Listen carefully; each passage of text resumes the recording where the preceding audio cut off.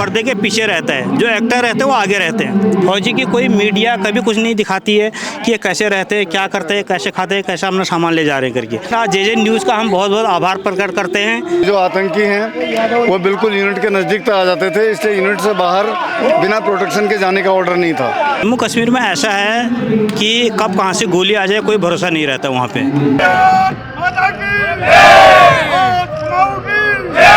नमस्कार, स्वागत है आपका जे न्यूज़ में। आपके साथ मैं हूं निशा उप्रेती। इस वक्त हम मौजूद हैं हल्द्वानी के एक निजी बैंक्वेट हॉल में, जहां पर आज 5th कुमाऊं बटालियन के गौरव सेनानियों का मिलन समारोह आयोजित किया गया है। तो चलिए बिना किसी देरी के आपको अंदर लिए चलते हैं और दिखाते हैं कि किस तरह का कार्यक्रम यहाँ पे आयोजित किया जा रहा है।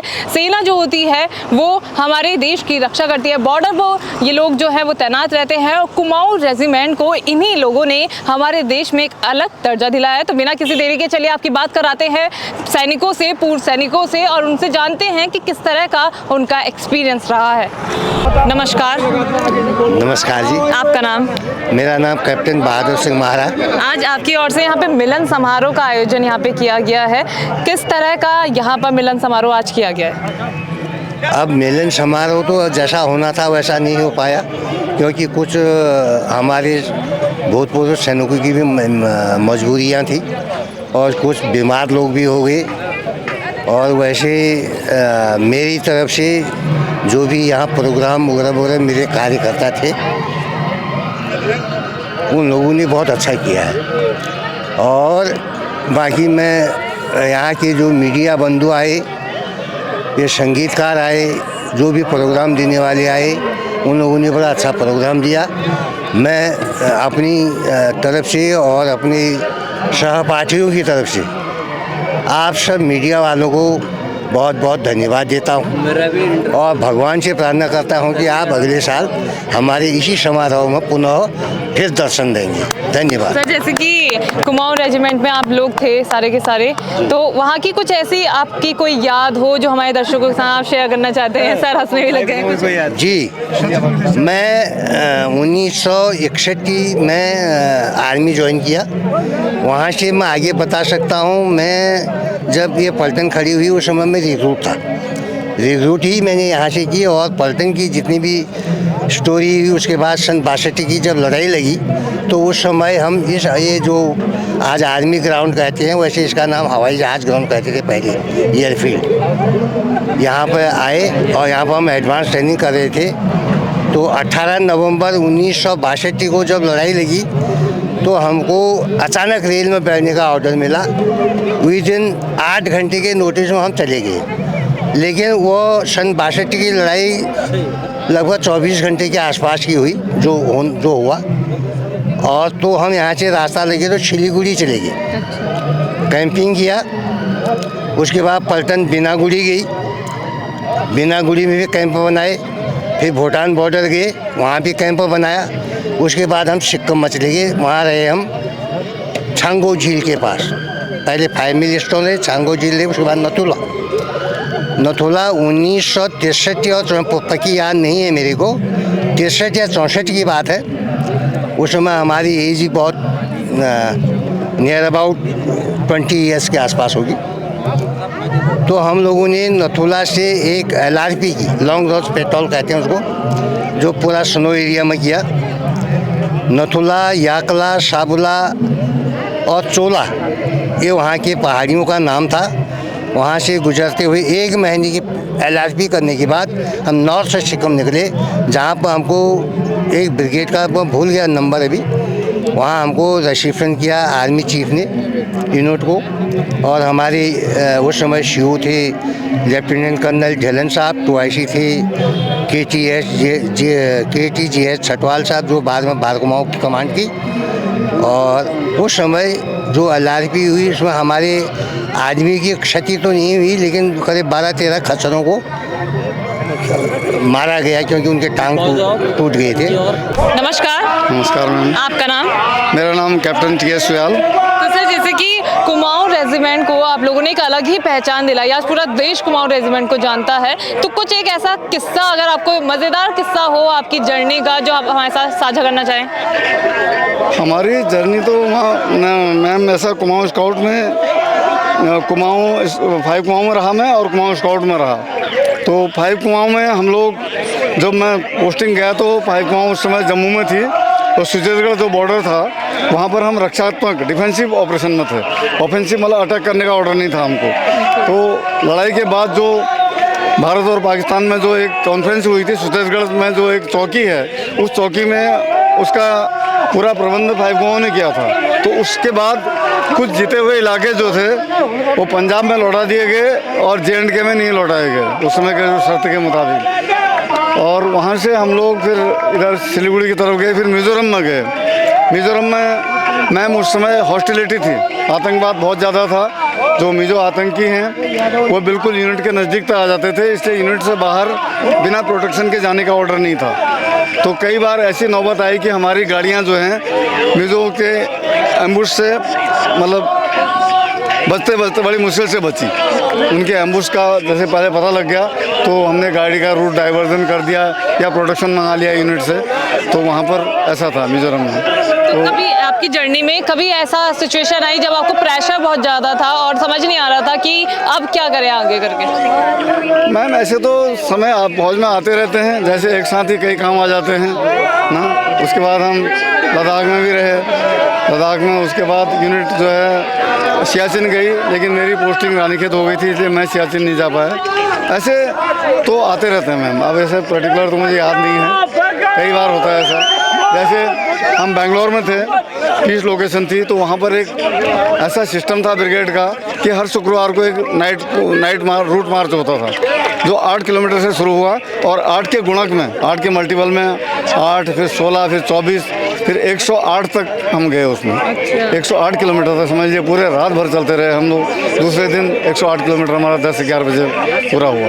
तो ऐसे जैसे पहले के समय में मैं देखती थी कि अब जो इक्विपमेंट्स हैं वो ज़्यादा आ गए, लेकिन पहले के समय में इतने इक्विपमेंट्स नहीं थे। तो परेशानी कितनी थी? इक्विपमेंट थे, पहले के इक्विपमेंट ज़्यादा वजनदार थे और इतने कारगर नहीं थे। मतलब इतनी उनकी कार्यशीलता जो थी उनकी वो इतनी ज़्यादा नहीं थी। आजकल इक्विपमेंट सब हल्के हो गए हैं, राइफल हल्की हो गई है।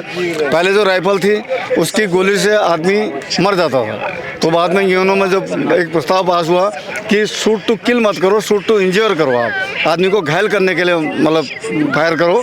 तो जो 5.56 जो अभी इंसास राइफल अभी आर्मी में है, शायद वो भी बदली होने वाली है, वही है। तो हाँ, तो वो जो है वो बहुत हल्की है, उससे आप किसी को मारोगे एकदम, अगर उसके इधर चेस्ट में कहीं लग जाए, हार्ट या इसके लंग्स के आसपास, तब वो मर सकता है, नहीं तो वो नहीं मरेगा।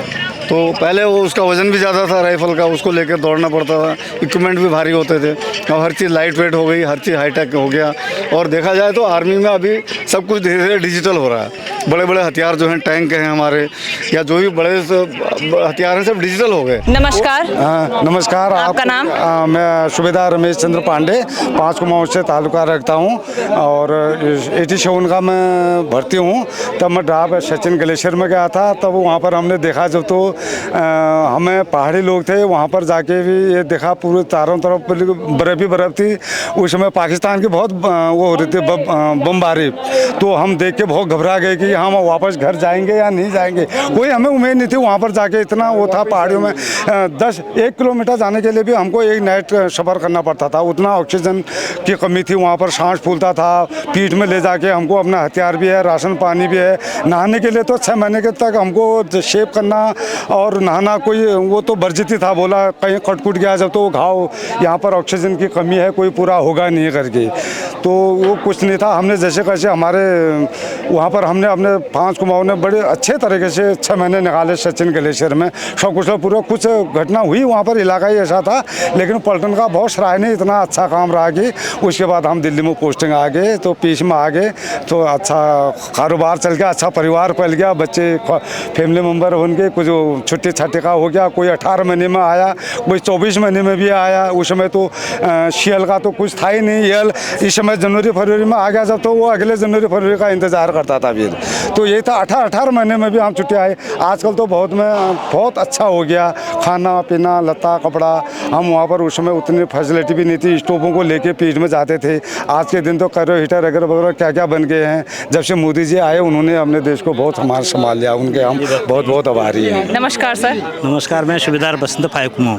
सर अलग अलग जगह आप लोगों की पोस्टिंग हुई होगी, जर्नी जब आपकी रही है, सबसे कठिन जर्नी कहाँ की थी और क्या उसका एक्सपीरियंस था? कठिन जगह जो होती है हमारे देश JNK है, जम्मू एंड कश्मीर। वहाँ पर क्या होगा, कब नहीं होगा, कोई पता नहीं चलता है। लेकिन हमारा जो रेजिमेंट मना रहे हैं हम लोग कि ये भूतपूर्व सैनिक मिलन समारोह, ये हम अभी हमारा दूसरा साल है। आज तक नहीं मनाते थे कि दूसरा साल है, तो हम अभी काफ़ी लोग पार्टिसिपेट कर रहे हैं इसमें। पिछले साल भी काफ़ी लोग आए थे, इस बार भी आए हैं। तो हम आशा करते हैं कि मीडिया कर्मी भी आए यहाँ पे, हम लोग भी आए, ताकि हम क्या कर रहे हैं क्या नहीं कर रहे हैं। कुमाऊँ रेजिमेंट है, कुमाऊँ के नाम से प्रसिद्ध हुई है नहीं। कुमाऊँ रेजिमेंट जो है एक मानी हुई यूनिट है पूरी इन्फेंट्री के अंदर। कुमाऊँ रेजिमेंट बहुत प्रसिद्ध यूनिट है। यहाँ पर हमने बहुत बड़ा ऑपरेशन भी किए हैं, लड़ाई में भाग लिया, 71 हो, 62 हो, 47 हो। कुमाऊँ रेजिमेंट इसमें काफ़ी आगे रही है। तो सबसे हार्ड जो आपने बताया जम्मू कश्मीर, आपके लिए सबसे हार्ड जर्नी आपकी इसमें रही थी? गुरेज में रहे हैं। जम्मू कश्मीर में ऐसा है कि कब कहाँ से गोली आ जाए कोई भरोसा नहीं रहता वहाँ पे। हम सेफ्टी से भी चल रहे हैं, हमको हमेशा सतर्क रहने की ज़रूरत पड़ती है वहाँ पे। कि बाकी एरिया हम जो पीस एरिया में रहते हैं, चाहे शाहजहाँपुर में रहे, पिथौरागढ़ में रहे, कानपुर में रहे, यहाँ पे हमें कोई डर नहीं है। लेकिन जम्मू कश्मीर एरिया एक ऐसा है हमारा देश का कि वहाँ पर कोई ज़िंदगी और मौत का कभी कोई भरोसा नहीं है, कब क्या होगा करके। वहाँ पे मतलब मैं देख पा रही थी कि पहले जब आप लोगों का समय था तब हथियार भी उतने नहीं होते थे, भारी हथियार तब होते थे, लेकिन अब बदलाव आया है। तो तब हथियारों को आपको ले जाने में, लंबा सफ़र तय करने में, अनाज लेके जाने में, इसमें कितनी दिक्कतें होती थी? नहीं, पहले क्या था कि जो भी सरकारें रही में, हम किसी सरकार के विपक्ष में नहीं है, चाहे कांग्रेस हो विपक्ष, वो BJP हो। जो सरकार अच्छी है तो अच्छी है। BJP जब से सरकार में आई, इसने जो है पूरे फोर्स के हाथ खोल दिए। भाई जो करना है आप लोग करो, हमको जो है देश की सुरक्षा चाहिए। तो तब से जो है हमारे हाथ पहले बंधे हुए थे, हम नहीं चला सकते थे। पहले ऐसा था कि हमको गोली लग जाए तो कुछ नहीं चला सकते थे। लेकिन आज का ऐसा है कि आज जब से 370 धारा हटी तो फौज को पूरी छूट दे दी है। आप खुद की भी जान सलामत में रखो, दूसरे की भी रखो। आतंकवादी से कोई जो है समझौता करने की ज़रूरत नहीं है करके। ये जो है मेन कारण है, जब से 370 धारा हटी है तब से आतंकवाद भी बहुत कम हो गया है। मेरी तो 9 साल की जम्मू कश्मीर की नौकरी है। मैंने RR भी काटी, फिर यूनिट की तरफ से भी कट गया, फिर यूनिट दोबारा वहाँ गई, कुपवाड़ा में रहे। पलटन की होते वहाँ की सर्विस ज़्यादा है, सबसे ज़्यादा हमने जम्मू कश्मीर में लड़ रखा है। और उग्रवादियों के साथ ही हम लड़े हैं, गुरेज में गए हम हैं, और जो भी ऑपरेशन करना है।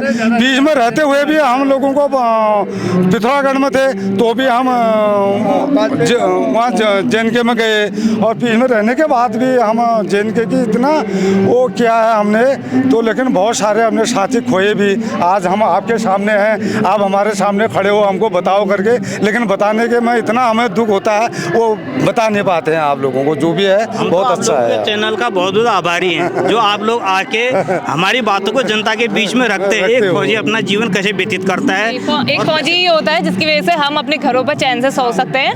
पूरा देश आप लोगों को सलाम करता है कि आपने हमारे देश के लिए इतना बड़ा जो बलिदान है वो दिया है, आपके दोस्तों ने दिया है जो बलिदान हो गए हैं हमारे देश के लिए। JJN का पूरा परिवार आप सभी लोगों को शत नमन करता है। तो फौजी का ऐसा है कि फौजी पर्दे के पीछे रहता है, जो एक्टर रहते हैं वो आगे रहते हैं। फौजी की कोई मीडिया कभी कुछ नहीं दिखाती है कि ये कैसे रहते हैं, क्या करते हैं, कैसे खाते हैं, कैसे अपना सामान ले जा रहे हैं करके। वो चीज़ को मीडिया कभी नहीं दिखाती है। लेकिन आज JJN न्यूज़ का हम बहुत बहुत आभार प्रकट करते हैं। और इसी प्रकार आप हमेशा 12 मार्च को हमारे बीच में आइए, हम आपका हार्दिक स्वागत करते हैं। हमारी बातों को आगे फैलाइए। आप इतना जानकारी लेना चाहते हो जब हम फौज में गए थे शुरू में, तो हमें ये भी पता नहीं था। आजकल तो हर सुविधा है, घर में बच्चों से बात हो जाती है, माँ बापों से बात हो जाती है, रिश्ते मित्रों से बात। उस समय तो हम चिट्ठी लिख के महीने में इंतजार करते थे। रूल कॉल में जब होता था तो बताते आज मेरी चिट्ठी तो नहीं आई होगी, आज ये तो नहीं होगा करके। बहुत लंबा समय होता था। लेकिन वो गाथा गाएं जो तो हम वो आज है नहीं हो यहाँ पर, वो चीज़ सब लुप्त हो चुकी है। आज के दिन में बहुत कुछ अच्छा है, जो भी है आप लोगों की मेहरबानी से और मोदी साहब की मेहरबानी आसानी से बहुत अच्छा है। पूरा जेजेएन परिवार भी आप लोगों को सशक्त नमन करता है, क्योंकि आप लोगों की वजह से ही जो पूरा देश है वो चैन से सो सकता है और चैन से अपनी जो नींद है वो पूरी ले सकता है, क्योंकि आप लोग बॉर्डर पे खड़े हैं, जिस वजह से जो हर एक परिवार का हर एक सदस्य है वो चैन से इस देश में रह पा रहा है। तो ये थी जेजेएन की खास रिपोर्ट। मैं निशा उप्रेती अपने सहयोगी समय राज शाह के साथ, जेजेएन न्यूज़ हल्द्वानी। नमस्कार।